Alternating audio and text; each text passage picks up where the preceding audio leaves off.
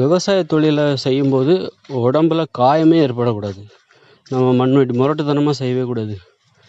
முரட்டுத்தனமான விவசாயத்தில் ஈடுபடவே கூடாது. உடலில் ஒரு இரத்த காயமோ அல்லது மண்வெட்டி பிடித்து வேகமாக வேலை செய்யும்போது கை விரல்கள்லாம் காய்ச்சி போயிடும். காய்ச்சி தோல்லாம் பிஞ்சிரும். அதனால் கவனமாக வேலை செய்யணும்.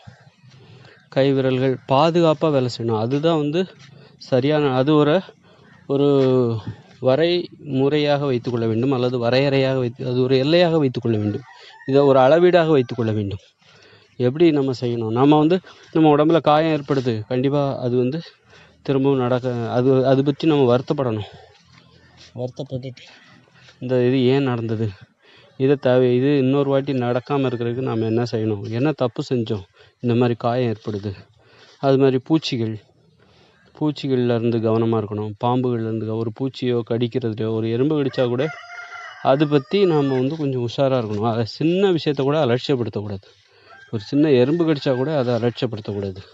நிறைய பூச்சிகள் இருக்கும் விவசாய நிலத்தில். எறும்புகள் இருக்கும், பூரான் இருக்கும், பல்லி இருக்கும், அப்புறம் சிலந்தி இருக்கும், அப்புறம் பாம்பு, முக்கியமாக பாம்பு தான் நிறையா இருக்கும். அதனால் ரொம்ப கவனமாக பாதுகாப்பாக விவசாயம் பண்ணணும். விவசாயம் பண்ணும்போது ஏன் விவசாயத்தை வெறுத்தாங்கன்னா, விவசாயம் பண்ணுறவங்க அழகாக இருக்க மாட்டாங்க. கை கால் மரத்து போகிற மாதிரி, அது மம்பட்டி பிடிச்சிலாம் வேலை பார்ப்பாங்கள்ல, அப்போ கை காலெலாம் மரத்து போயிடும், மரக்கட்டை மாதிரி ஆகிடும். விவசாயிகளோட கைகளை பார்த்தா அது மாதிரி பண்ணக்கூடாது. ஒரு முரட்டுத்தனமாக விவசாயம் பண்ணக்கூடாது. ஒரு படித்தவங்க எப்படி விவசாயம் பண்ணுவாங்க? இப்போ வேளாண்மை கல்லூரியில் அக்ரிகல்ச்சர் படிக்கிறாங்கன்னு, இன்ஜினியரிங் அக்ரிகல்ச்சர் படிக்கிறாங்க. அப்போ அவங்க எப்படி விவசாயம் பண்ணுவாங்க? கை காலெலாம் மரத்து போகிற மாதிரியா விவசாயம் பண்ணுவாங்க? அப்படிலாம் பண்ண மாட்டாங்க. கொஞ்சம் அறிவுபூர்வமாக விவசாயம் பண்ணணும். அறிவுபூர்வமாக உடம்புல உள்ள அழகு குறைந்து விடக்கூடாது. நம்ம விவசாயம் பண்ணுறோங்கிறதுக்காக நம்ம அழகு நம்ம தியாகம் பண்ணி விடக்கூடாது.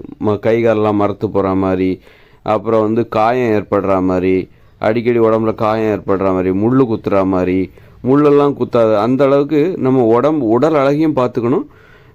இப்போ படித்தவங்க எப்படி விவசாயம் பண்ணுவாங்க? அப்போ ரொம்ப அவங்க விவசாயம் பண்ணுறதுனால அவங்க அழகு குறையிற மாதிரி அவங்க பார்த்துக்க மாட்டாங்க. அழகாகவும் இருக்கணும், நம்ம விவசாயமும் பண்ணணும். அப்போ விவசாயம் என்பது அழகுக்கு எதிரானதல்ல அப்படிங்கிற ஒரு கருத்தை நம்ம அதன் மூலம் நாம் முன்வைக்கிறோம். அதனால் விவசாயம் பண்ணும்போது ஒரு பொறுப்பாக விவசாயம் பண்ணணும். பிறருக்கு முன்மாதிரியாக விவசாயம் பண்ணணும். இந்த படிக்காதவங்க விவசாயம் பண்ணுறாங்களா, அவங்கள பார்த்துட்டு விவசாயம்னாலே ரொம்ப கஷ்டம் போலுங்க அப்படின்னு நினச்சிட்டு நிறைய பேர் விவசாயத்தை விட்டுட்டு விவசாயத்தை விட்டு நகரங்களுக்கு குடிபெயர்ந்தவங்க தான். ஆனால் விவசாயங்கிறது அற்புதமான ஒரு தொழில். உண்மையிலே ரொம்ப அற்புதமான தொழில். செய்கிற மாதிரி செய்யணும், அறிவுபூர்வமாக செய்யணும். அறிவுபூர்வமாக செஞ்சோன்னா ரொம்ப இயற்கையோடு இணைஞ்சி சுத்தமான காற்றை சுவாசிக்கலாம். உடல் உழைப்பு, ஒரு மென்மையான உடல் உழைப்பு, முரட்டுத்தனமாக உடல் உழைக்கக்கூடாது. அது மாதிரி விவசாயம் பண்ணணும். அந்த மாதிரி உடம்புல காயம் ஏற்படுற மாதிரியோ, மரத்து போகிற மாதிரியோ, வெயிலில் காஞ்சிக்கிட்டு வெயிலில் அந்த மாதிரியெல்லாம் விவசாயம் பண்ணக்கூடாது. ரொம்ப பாதுகாப்பாக விவசாயம் பண்ணணும். கண்மூடித்தனமாக விவசாயம் பண்ணக்கூடாது. சும்மா ஒரு குருட்டாம்போக்கில் கால் வச்சு நடந்து போகக்கூடாது. அங்கே பாம்பு இருக்கா, அந்த பாம்பு எதுவும் வராத அளவுக்கு ஒரு பாதுகாப்பு ஏற்பாடு. கண்டிப்பாக இந்த நிலத்தில் பாம்பு இருக்காது, இந்த தோட்டத்தில் பாம்பு இருக்காது அப்படிங்கிற அளவுக்கு நம்ம அதற்கான பாதுகாப்பு ஏற்பாடாக முன்னாடியே பண்ணணும்.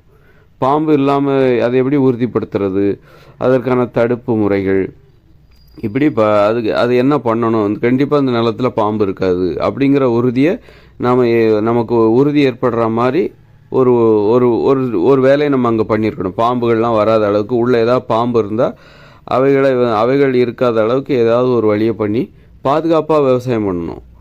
அப்போ தான் விவசாயத்தை அச்சுறுத்துகிற அந்த விவசாயத்தில் உள்ள அச்சுறுத்தல்களை நம்ம குறைக்கணும். அப்போ தான் அதான் சரியான விவசாயம்.